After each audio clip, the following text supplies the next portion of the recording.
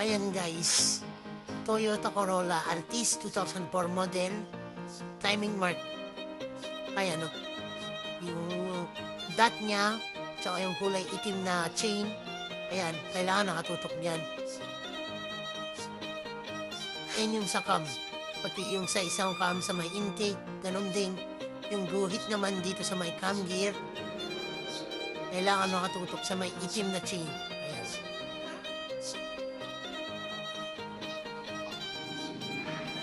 Tapos yung sa baba, sa sigunyal, ganyan din may marker yung dot, ayun.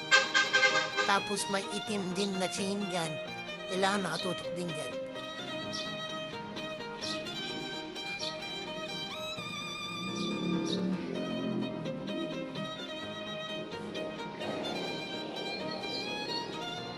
Tapos guys, tignan nyo kung napapansin nyo yung alambre, nilagay ko yan para hindi nalalaglag yung chain or yung chain guide. Ayan o.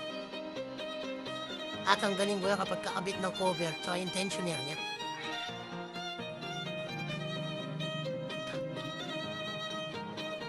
Ayun yung tensioner guys o. So, but sure na kailangan naka-timing lahat. Yung pinakita ko kanina, yung sa may timing chain, sigunyan, tsaka yung mga cam. Guys, papasok lang dyan.